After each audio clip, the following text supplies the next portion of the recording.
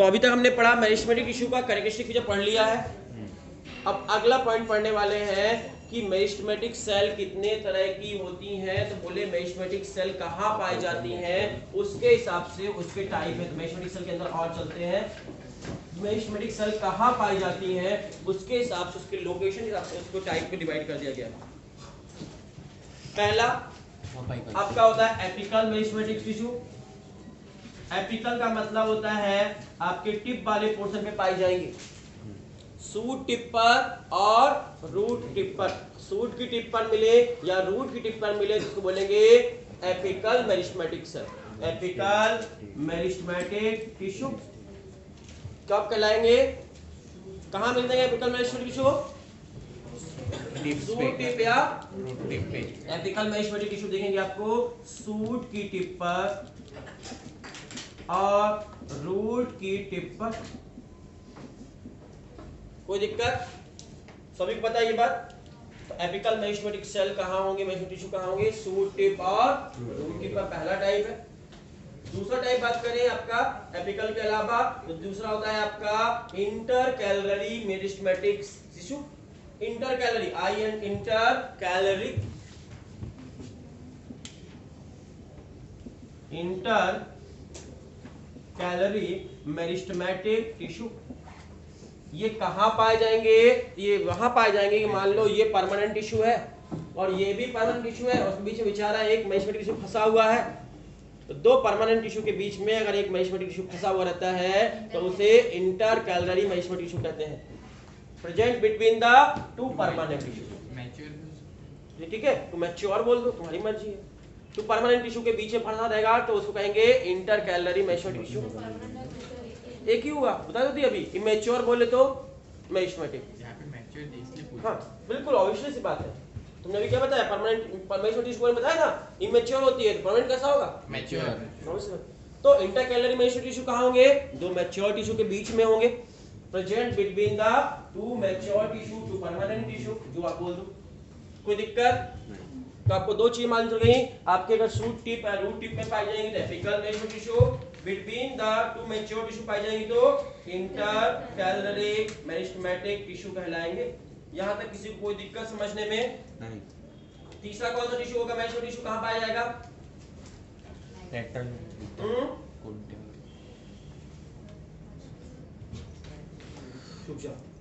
Meristematic tissue, apical meristematic tissue, intercalary meristematic tissue, एक और होता है। चलो पहले लाइन बाय लाइन पढ़ते हैं।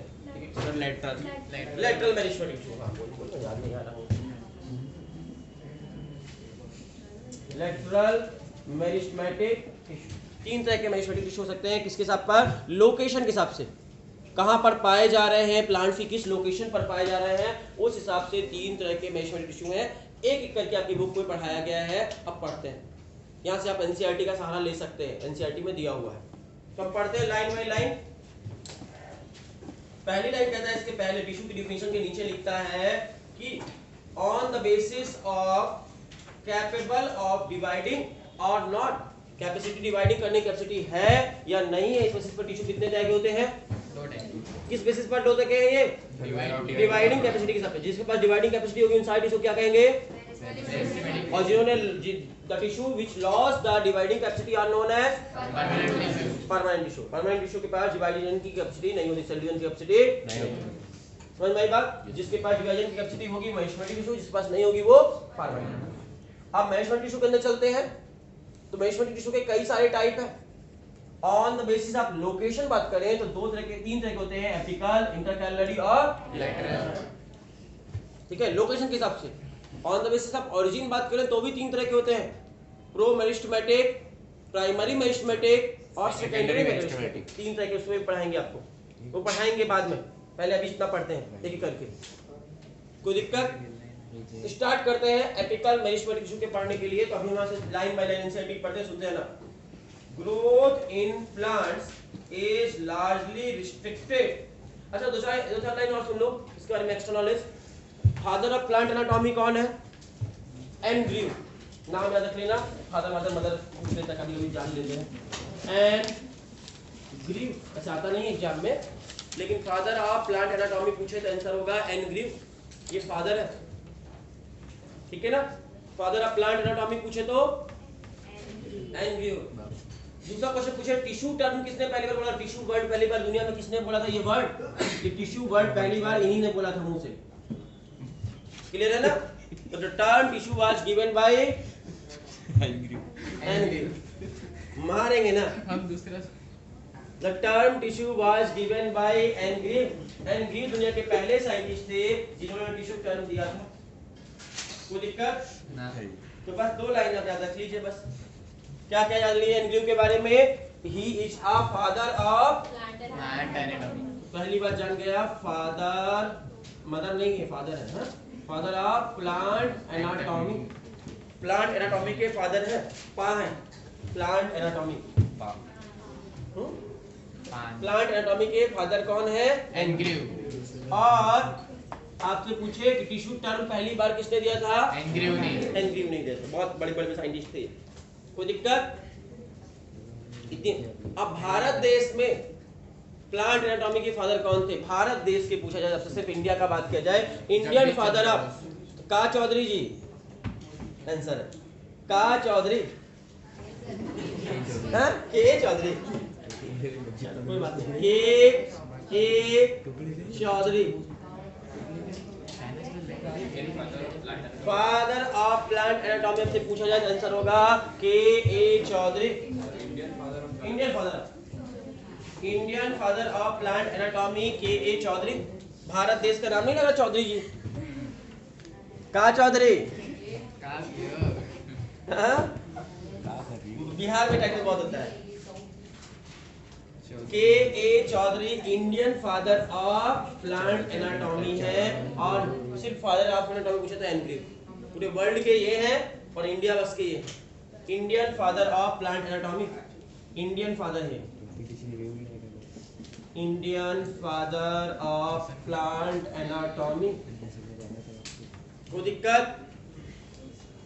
बड़ी अच्छी बात है बच्चों। हम लाइन पढ़ रहे थे एनसीईआरटी की, चलिए जल्दी सुनते जाते हैं। Growth in plants is largely restricted to specialized region of active cell division called meristem. कहा प्लांट में ग्रोथ कैसी होती है? स्पेसिफिक रीजन में होती है, सभी जगह होती है? स्पेसिफिक रीजन में होती है, कोई पर्टिकुलर जगह पर होती है जहां पर सेल्स, यहाँ पे क्या हो, एक्टिव सेल डिवीजन होता है। कहां पर होता है? जहां पर मेरिस्टेमेटिक सेल होती है। मेरिस्टेमेटिक सेल का मतलब ही क्या होता है? मेरिस्टेम वर्ड का मतलब है ग्रीक लैंग्वेज का वर्ड है ये। जीके का मतलब है ग्रीक लैंग्वेज। मेरिस्टेमेटिक वर्ड किस लैंग्वेज का है? ग्रीक। किस वर्ड से आया है? मेरिस्टोज। मेरिस्टेमेटिक वर्ड ग्रीक लैंग्वेज के मेरिस्टोज वर्ड से बना है। और मेरिस्टोज का मतलब क्या होता है? डिवाइडेड। मेरिस्टोज मतलब डिवाइडेड। डिवाइडेड। तो मेरिस्टोज वर्ड से बना है मेरिस्टेमेटिक वर्ड।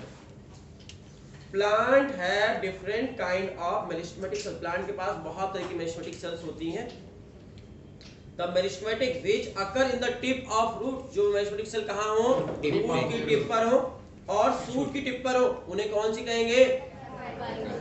ठीक है ना? Known and produce primary tissue are known as apical. Primary tissue बाद में पढ़ेंगे। एपिकल टिश्यू, एपिकल समझ में आई बात? अच्छा, प्राइमरी और सेकेंडरी वर्ड का नाम समझ लो। दुनिया में यहाँ पर कोई चीज थी नहीं, पहली बार हम कुछ बनाए फर्स्ट टाइम, तो क्या कहलाएगा? प्राइमरी। पहले से था, इसको और बड़ा कर दे सेकेंडरी। समझ आई बात? यहाँ पर कोई डायग्राम नहीं था, पहली बार बनाए तो प्राइमरी डायग्राम कहलाएगा। लेकिन डायग्राम बना हुआ था, इसको हम सुधार कर इसमें से पंख लगा दे, तो अब ये क्या कर दिए? Primary growth, secondary growth. समझ में आ रही है आपको वर्ड? तो प्राइमरी ग्रोथ कराते हैं एपिकल वाले या सेकेंडरी ग्रोथ कराते हैं? प्राइमरी। वहां पे कुछ था ही नहीं, नई नई ऊपर जाकर बनेगी, हवा में बनाते हैं, है ना? तो प्राइमरी ग्रोथ के लिए रिस्पॉन्सिबल होते हैं एपिकल मेरिस्टेमेटिक टिश्यू। आगे चले। Root apical meristem occupy the tip of root while the shoot apical meristematic occupies the distant most region of the stem axil during the formation of leaf and elongation of stem।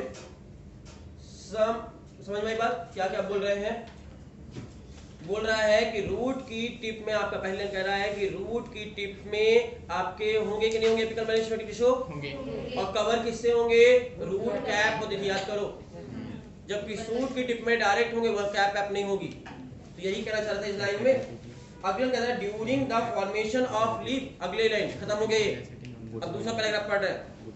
During the formation of leaf and elongation of stem, जब leaf का formation होता है या stem बड़ा हो जाता है, stem बड़ा हो जाता है, इतना बड़ा है और बड़ा हो जाएगा और बड़ा हो जाएगा, होता जाता है ना प्लांट का स्टेम। हाँ। जब प्लांट का स्टेम इलोंगेशन करता है और लीफ का फॉर्मेशन होता है उस समय सम सेल लेफ्ट बिहाइंड फ्रॉम, कुछ सेल पीछे छूट जाती हैं। कौन सी सेल? मेरिस्टेमेटिक सेल छूट जाती हैं। Some cell left behind from the shoot apical meristem. एक बार रिपीट करें, देखो यहाँ पर ये एक प्लांट था, ये यहाँ पर एपिकल मेरिस्टेमेटिक सेल थी ऊपर में, ये प्लांट बढ़ गया और आगे चला गया, यहाँ पर ये नोड है, कुछ सेल यहाँ छूट जाएंगे कि नहीं छूट जाएंगे? छूट जाएंगी। तो बोल रहा है सम सेल, और यहाँ पे एपिकल मेरिस्टेमेटिक सेल अब यहाँ थी, अब यहाँ कहाँ आ गई? यहाँ। समझ में आ रही बात? यहाँ से एपिकल मेरिस्टेमेटिक सेल चली गई वहाँ, सारी की सारी तो वहाँ पे एपिकल मेरिस्टेमेटिक सेल होंगी एपिकल में, लेकिन कुछ यहाँ पर छूट गई होंगी कि नहीं छूट गई होंगी पुरानी जगह पर, पुराने अड्डे पर। तो वही कहना चला, अड्डा था ना उसको पुराना। तो क्या कहता है, फिर से सुनना ध्यान से इस लाइन को। During the formation of leaf, जब लीफ का फॉर्मेशन हो रहा होता है, एंड अब जहां पढ़ा रहे हैं वहां फोकस करो, जैसे दूसरी जगह दिमाग मत लगाओ। एंड इलोंगेशन ऑफ स्टेम, जब इलोंगेशन स्टेम का हो रहा होता है, some cell left behind from the shoot apical meristem, कुछ सेल सूट एपिकल मेरिस्टेम के पीछे छूट जाती हैं। कंस्टिट्यूट द एक्सिलरी बड, और क्या बनाती हैं? और यहाँ पर जो छूट जाएंगी वो क्या बना लेंगी? तो यहाँ पर मेरिस्टेमेटिक सेल छूट जाएंगे, उनसे एक बड बन जाएगा और लीफ के बेस में बन जाएगा। लीफ है ये, लीफ के बेस में छोटी सी बड निकलती हुई दिखेगी, और इस बड को कौन सी बड कहते थे? एक्सिलरी बड। और एक्सिलरी बड बड़ी होती तो क्या बनता था? ब्रांचेस बनती थी, पढ़े होते ना। तो एक्सिलरी बड समझ में आया कहाँ से आया? कैसे छूटने से, इन्हीं के एपिकल मेरिस्टेमेटिक सेल छूट जाती है पीछे, तो उनसे बन जाता है एक्सिलरी बड। और आगे कहता है सच बड, इस तरह की bud are present in the axil of leaf, कहाँ पाई जाती है बड? एक्सिल ऑफ लीफ में। And capable forming the branch and और फ्लावर, इससे क्या बनता है? एक्सिल ऑफ, यहाँ पे जो छूट गई हैं इनसे फ्लावर भी बन सकता है और ब्रांचेस भी बन सकते हैं, कोई दिक्कत? द मेरिस्टेम which occur, अब अगला चलते हैं सेकंड नंबर पॉइंट पर। ऐसे मेरिस्टेमेटिक सेल जो occur between the two mature tissue, ऐसी मेरिस्टेमेटिक सेल जो दो मैच्योर टिश्यू के बीच में पाई जाएंगी उन्हें क्या कहेंगे? Intercalary meristematic tissue. याद रहेगा, इंटरकैलरी किसे कहेंगे? दो परमानेंट टिश्यू के बीच में फंसी हुई मेरिस्टेमेटिक सेल।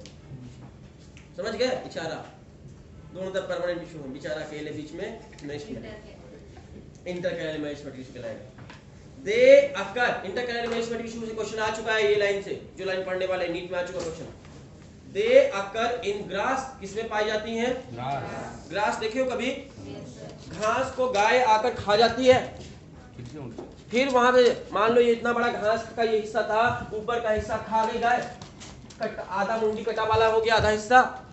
देखना एक हफ्ते के बाद जाकर देखना, 4-5 दिन बाद जाकर देखना, फिर से वैसा वैसा हो जाएगा। तो लॉस्ट पार्ट जो हर्बीवोरस प्लस को नुकसान कर गया जितना भी, वो लॉस्ट पार्ट अपना रीजनरेट कर लेता है, नहीं कर लेता है? ग्रासेस। और कौन सी सेल यहाँ पे करेंगे? एपिकल तो खा गया वो, एपिकल बची क्या? नहीं। एपिकल तो गाय खा के चली गई, गाय के पेट में एपिकल। किसके पास क्या छूट जाता है, बचा हुआ है? अब इंटरकैलरी मेरिस्टेमेटिक टिश्यू होंगे बीच बीच में कहीं कहीं पर, और उनकी मदद से, इंटरकैलरी मेरिस्टेमेटिक टिश्यू की मदद से ये अपना लॉस्ट पार्ट रिकवर करता है। तो याद रखना, लिखा है लाइन, सुनना, एग्जाम में क्वेश्चन आया है यहाँ से नीट में। क्या बोला? दे अकर इन ग्रास, ग्रास में पाया जाता है, and regenerate part removed by the grazing herbivorous. Grazing herbivorous जो होते हैं घास खाने वाले, चरने वाले जो हर्बीवोरस होते हैं, जो पार्ट रिमूव करके चले जाते हैं, उस पार्ट को रीजनरेट कैसे करता है प्लांट? इंटरकैलरी। किसमें होते हैं intercalary meristematic tissue? Grass, grasses में। ठीक है ना? इस तरह ग्रास अपना पार्ट, रिमूव पार्ट को वापस से रीजनरेट कर लेता है, लॉस्ट पार्ट को। Both apical meristematic and intercalary meristematics are the primary meristematic. दोनों क्या है, एपिकल और इंटरकैलरी। इनका काम क्या है, प्राइमरी मेरिस्टेमेटिक सेल है, इसका मतलब क्या है कि नए सेल बनाना या फिर पुरानी सेल को मोटा करना, नए सेल बढ़ाना, नए टिश्यू बनाना, है ना। लेंथ बढ़ाते हैं ये प्लांट्स का या थिकनेस बढ़ाएंगे, लेंथ, ये प्लांट की लेंथ बढ़ाते हैं प्राइमरी मेरिस्टेमेटिक सेल, ठीक है ना। ये दोनों आपके प्राइमरी मेरिस्टेमेटिक सेल में आएंगे। जबकि अब तीसरा जो बचा वो क्या है, लेटरल मेरिस्टेमेटिक सेल, और वो किसमें आएगा, सेकेंडरी, मतलब वो पहले से जो टिश्यू होंगे उन्हीं को मोटा करने का काम आता है। तो आपको पता है समय के साथ पेड़ मोटा भी होता है, किसी लंबा होता है, और लंबा होता किसकी वजह से होगा, इन दोनों की वजह से लंबा होगा, और मोटा जब होगा तो किसकी वजह से होगा, ये प्लांट की ग्रिथ बढ़ाने का काम करेगा। ग्रिथ मतलब समझते हो, मोटाई, थिकनेस। चलो सुनते हैं इनको, ऊपर इन दोनों को क्या कहते थे, एपिकल को और इंटरकैलरी को प्राइमरी मेरिस्टेमेटिक सेल कहते थे। क्यों कहते थे, because they appear early in the life of plant, plant की लाइफ, अर्ली लाइफ में बनते हैं, and contribute the formation of primary plant body, primary plant body बढ़ाने में, पहली बार प्लांट की बॉडी बनने में हेल्प करते हैं। आगे बढ़ते हैं, लास्ट वाला, the meristematic cell that occur in mature region. कौन से रीजन में पाई जाए, mature region of root and shoot of many plants, जो एकदम मैच्योर वाली जगह पे पाई जाए, प्लांट्स के मैच्योर शूट पे पाई जाए, मैच्योर रूट पर पाई जाए, particularly those that produce woody axis, और उसके द्वारा क्या बनेगा, वुडी एक्सिस बनेगा। वुडी एक्सिस मतलब लकड़ियां बनेंगी, पेड़ों में लकड़ियां जो होती है वो किस प्रोसेस बनती, बताया था आपको, सेकेंडरी ग्रोथ पढ़ाए थे। सेकेंडरी ग्रोथ कहते थे जब लकड़ियां बनती है, प्राइमरी ग्रोथ से लकड़ियां नहीं बनती, वुड नहीं बनते। ये फर्नीचर वाली लकड़ी, इतनी हार्ड लकड़ी बनी है, ये कौन सी ग्रोथ से बनी होगी, और सेकेंडरी ग्रोथ जो होती है वो किसकी, कहां पर, किसी वजह से होती है, लेटरल में। तो बोलते हैं कि ये मैच्योर रीजन में पाई जाएंगी जहां पर वुडी एक्सिस बन रहा होगा, and appear later than primary meristematic cell. शुरुआत में नहीं बनेगी, कब बनेगी, जब पेड़ बूढ़ा होने लगेगा, मतलब पेड़ बड़ा हो चुका होगा। अर्ली एज में क्या बनती है पेड़ की, प्राइमरी, एपिकल और लेटर एज में बनती है, है ना। तो पहली बात लेटर एज में बनती है, इन्हें सेकेंडरी और लेटरल मेरिस्टेम के नाम से जानते हैं। कोई दिक्कत, दे आर, रुक जाओ भी, they are cylindrical meristematic cell. कैसी होती है शेप में, सिलेंड्रिकल शेप की होती है। Fascicular, vascular cambium, interfascicular cambium, cork cambium are the example of lateral meristematic cell. Lateral meristematic cell के एग्जांपल लिख लो जल्दी से, उसके नीचे एरो करके, तीन आपने बनाया है चार्ट इस तरह का, मेरिस्टेमेटिक सेल करके। मेरिस्टेमेटिक सेल, उसके अंदर तीन लोकेशन के बेसिस पे बन रहा है, on the basis of location. Location की बात करेंगे जिसमें एपिकल, इंटरकैलरी और एपिकल के अंदर शूट टिप, और इंटरकैलरी के अंदर between the to permanent tissue, है ना। और लेटरल के अंदर लिखेंगे, तीन एग्जांपल आएंगे इसके, कौन कौन से लेटरल के अंदर लिख सकते हो आप। Number 1 fascicular vascular cambium, interfascicular cambium, और तीसरा है कॉर कैम्बियम। ये तीन इसके एग्जांपल है, इन तीनों की वजह से आपकी सेकेंडरी ग्रोथ होती है। कौन कौन सा, पहला नंबर फेसिकुलर वेस्कुलर कैम्बियम, दूसरा इंटर फेसिकुलर कैम्बियम, और तीसरा कॉर कैम्बियम। ये तीन इसके अंदर आ जाएंगे लेटरल मेरिस्टेमेटिक के एग्जांपल। यहाँ से भी क्वेश्चन हो सकता है कि कॉर कैम्बियम किसका आएगा, लेटरल में या एपिकल में या इंटरकैलरी में। लेटरल मतलब लेटरल में, मतलब कॉर कैम्बियम कहाँ पाया जाएगा, अर्ली एज में या लेट एज में। प्राइमरी ग्रोथ कराएगा प्लांट्स की या सेकेंडरी ग्रोथ, सेकेंडरी ग्रोथ कराएगा। प्लांट की थिकनेस बढ़ाएगा या लेंथ बढ़ाएगा, थिकनेस बढ़ाएगा, ग्रोथ बढ़ाएगा। याद रखना आपका cork cambium, fascicular vascular cambium और इंटरफेसिकुलर कैम्बियम, ये तीनों एग्जांपल हैं किसके, लेटरल मेरिस्टेमेटिक टिश्यू के। कोई दिक्कत, These are responsible for producing secondary tissue। इनकी वजह से कौन टिश्यू बनेंगे, सेकेंडरी टिश्यू। कौन सी ग्रोथ करेगा प्लांट, सेकेंडरी ग्रोथ। प्लांट में दो तरह की ग्रोथ, प्राइमरी ग्रोथ और सेकेंडरी ग्रोथ किसकी वजह से होती है? मेरिस्टेमेटिक टिश्यू की वजह से। प्राइमरी ग्रोथ किसकी वजह से होती है? एपिकल और इंटरकैलरी की वजह से, और लेटरल वजह से होगी तो सेकेंडरी। कोई दिक्कत ज्यादा समझने में? नहीं। तो यहाँ तक आपको मेरिस्टेमेटिक टिश्यू का लोकेशन के बेसिस पर आपको मालूम चल गया। नेक्स्ट क्लास में हम लोग डिस्कस करेंगे प्राइमरी और सेकेंडरी मेरिस्टेमेटिक टिश्यू में डिफरेंस क्या है, प्राइमरी मेरिस्टेमेटिक टिश्यू क्या होती हैं, सेकेंडरी क्या होती हैं, और प्रो मेरिस्टेमेटिक टिश्यू क्या होते हैं। On the basis of origin 3 तरह के पढ़ेंगे। तो मेरिस्टेमेटिक टिश्यू के 3 टाइप पढ़े लोकेशन के बेसिस पर। कल की क्लास में पढ़ेंगे मेरिस्टेमेटिक टिश्यू के 3 टाइप किसके बेसिस पर? On the basis of origin. मार खींच के देख रहा है। On the basis of origin, origin के बेसिस पर कौन कौन से? Pro meristematic, primary meristematic, secondary meristematic. ये 3 टाइप पढ़ेंगे कल की क्लास में। यहीं पर आज की क्लास को खत्म करते हैं। Thank you. अब तुम बोल।